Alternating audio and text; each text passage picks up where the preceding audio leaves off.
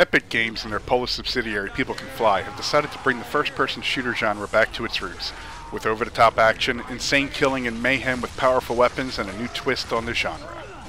Bulletstorm has returned to old-school FPS games. Big guns, big explosions, and big buckets of blood are entrenched in Bulletstorm's design. In fact, it's so old-school there's no jump button. But Bulletstorm also adds new mechanics with its skill shot premise.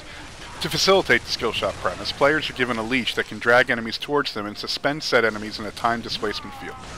The story eventually tells you that the leash is a semi-sentient AI that keeps track of how creative users are in killing foes.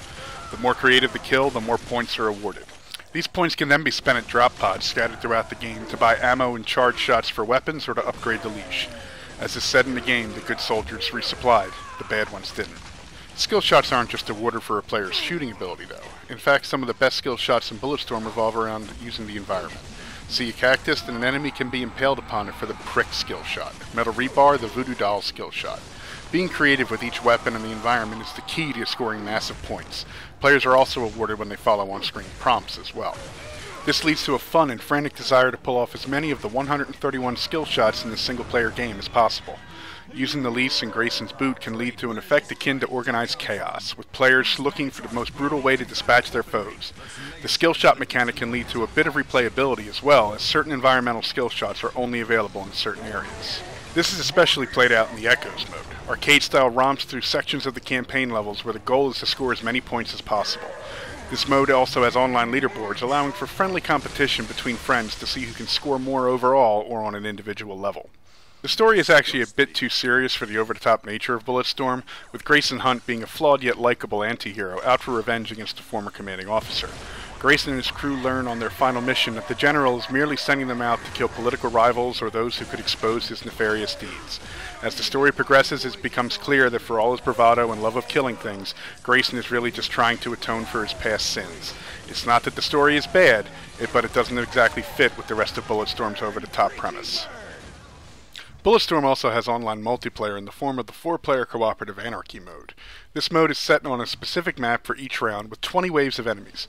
Each wave has a required point total to achieve to move on, along with unique environmental skill shots on each map. The twist here is that players can work together to earn team skill shots, which not only award more points, but are also a requirement every now and then on certain enemies as team challenges. This mode does not favor lone wolf players or players who get mad if someone, quote, steals their kill, because team skill shots become very necessary in the later waves. For the best results, get some friends together and work as a team. There is no competitive multiplayer, but I would assume with all the time displacement abilities it would be fairly hard to balance. Unfortunately, there is also no co-op mode for the campaign. Bulletstorm screams for online co-op, especially since there is always at least one AI sidekick with Grayson at all times. The mayhem and different team skill shots would make the campaign infinitely more replayable with online co-op. Why Epic and People Can Fly didn't go with this route is beyond me. I suppose as a little thumb-nosing to people who say the Unreal Engine 3 can only go shades of gray, Bulletstorm is actually a very colorful game. The lush environments are a bright contrast to the buckets of blood that will flow and everything looks great. There can be some stuttering in the cutscenes and texture pop-in is noticeable in the cutscenes as well, but on the whole the game looks fantastic. The sound is equally impressive. The voice acting is well done, even if the dialogue sounds like something a 12-year-old boy would write at times, with its constant references to male genitalia and overuse of the F-word.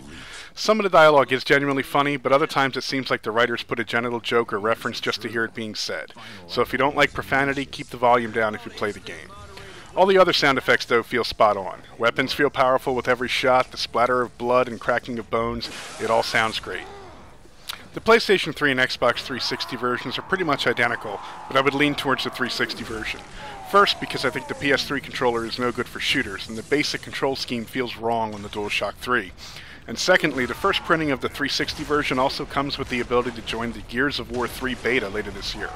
While this might feel like a way to get the game to sell, fearing it can't survive on its own merits, like many people thought with Crackdown and the Halo 3 beta, Bulletstorm, like Crackdown before it, is actually a worthwhile game. Sure, it has some faults, like a story too serious for the rest of the game, with an ending that just sets itself up for a sequel with no real sense of closure. Context-sensitive jump-over areas that seem too focused on one specific piece of the geometry, losing enemies when they move to your side at close range, a lack of online co-op, and potentially a lack of lasting appeal. But in the end, Bulletstorm stands on its own 2 feet. Hey! I Identify yourself, or I will open fire! Oh, listen, lady, please! We've been stuck here forever! Help us get an evac off-world! Yeah? Go fuck yourself! You shitpiles give chase, I will kill your dicks! What? What does that even mean? You're gonna kill my dick? Well, I'll kill your dick! How about that, huh? Speaking of dick-killing parties...